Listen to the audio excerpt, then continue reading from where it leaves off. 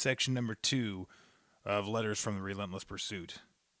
This section is entitled Writing is Rebellion, and this one was written fall of 2014.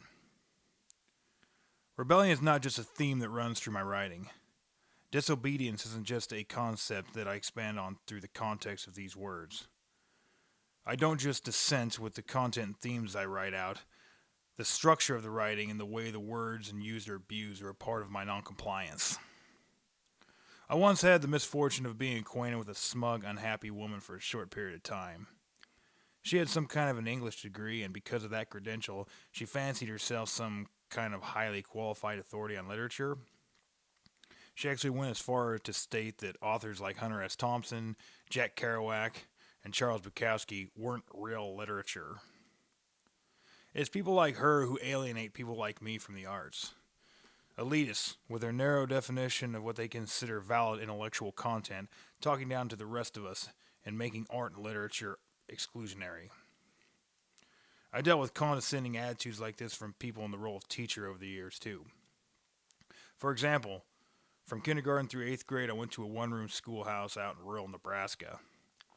The woman I was stuck with out there for 6 of the 8 years was a religious fundamentalist Reagan-era Republican. She would literally preach conservative Christian rhetoric in the classroom, which, for the record, is totally illegal in public school. In the end, in typical hypocritical religious fashion, it came out that she was fucking one of the school district officials behind her rich lawyer husband's back. At any rate, being mildly dyslexic and generally a slow reader and a very bad speller, I was always an easy target. I was a kid who failed my spelling test. I was a bad student who couldn't do my homework. And it wasn't because I was lazy, it was because I couldn't understand the material the way it was presented. And it sucked, and it was boring, and I fucking hated school. I was a kid who was called out and made to write on the board and display my lack of spelling ability, not for the sake of education, but for the sake of public humiliation. At home, I got cool nicknames from my dad like Moron and Bozo because of my lack of scholastic ability. The unkind words paired well with the beatings. My dad later shortened Moron to Maury, which now I find to be pretty creative. In addition to that, being a bedwetter until the age of 12 gained me the moniker of Piss the Bed Cocksucker. Now, in all fairness, I did piss the bed, but I never sucked any cocks. I'm actually not quite sure where that part came from. Anyway, from second grade on, I had my drawing privileges taken away from school, at school, by Miss Jesus Incorporated because I was, quote, obsessed with blood and gore. Yes, I was guilty of drawing monsters and army guys shooting each other up. Now, as an adult, I ask you the question, what male does not, as a kid, love horror movies and guns and blood and guts? This woman blamed my parents because they let me watch, quote, gory movies and war films like Platoon. So, alas, the Bible thumper got her way and I lost my movies, too. In addition to her war on cinema, she was convinced that heavy metal was the work of Satan. Yeah, we all know it's not that interesting, right? I remember in like 1990 her bringing in a Time magazine with pictures of Guns N' Roses and Motley Crue, and they were smoking and drinking and flipping off the camera. In true self-righteous form, she proclaimed that rock music was pure sin and smut. I was in like 4th grade sitting there wondering what the fuck was the big deal. Now, I will say her hating this kind of music made it more appealing to me, so I guess I do owe her a thank you. I was actually almost held back in 6th grade due to my poor spelling. They sent me off to a place in Lincoln to do IQ tests and learning assessments and a bunch of other stupid shit. When the results came back, it turned out I had an above-average IQ paired with learning disabilities. Nowadays, they would call me gifted, but back then, not quite. Unfortunately, I never got a nice label like that at the old country school. All that came out of all that fucking nonsense was I was told to study harder, so thanks a lot, guys. Snobs like the educator in question don't help enlighten those around them. Instead, they speak down to the rest of us for our poor punctuation and our lack of knowledge of phonics and grammar. They make fun of us and demean us in public whenever we misuse or mispronounce a word. They don't do this for the sake of bettering us through education. They do it so they can feel power through our embarrassment. As you can imagine, my contentious relationship with the education system continued through my high school career. Upon graduating, I went to a community college for a few years. Later, I continued on to night school.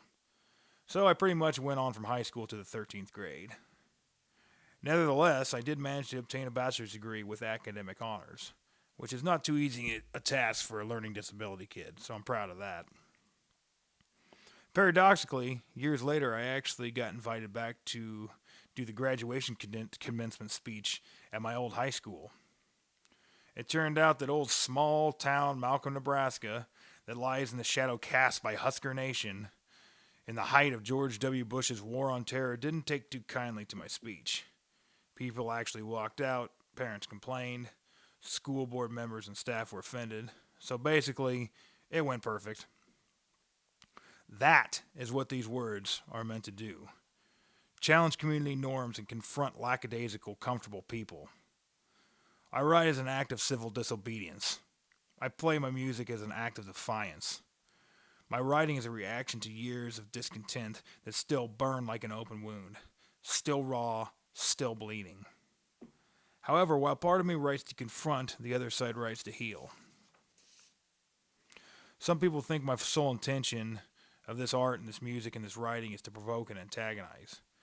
That is not the case at all. In all reality, the notions I express are mainly for my own peace of mind. Some people go to church.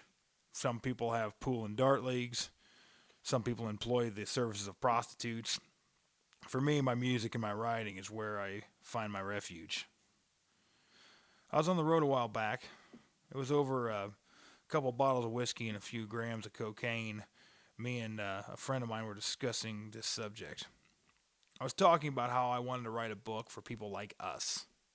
Not for the self-proclaimed intellectuals, not for the book club, not for the people whose parents or some trust fund paid for them to get their little certificates with all the gold stars and bells and whistles. I wanted to write a book for people who don't read books. Now, I'm not trying to come off as sounding anti-intellectual per se.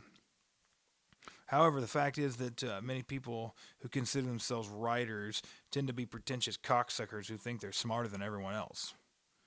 I hope that I'm the antithesis of that. Now, just like how my music is not for the snobs, neither is my writing. This is for the people. This is for the family. The ones not invited to the party.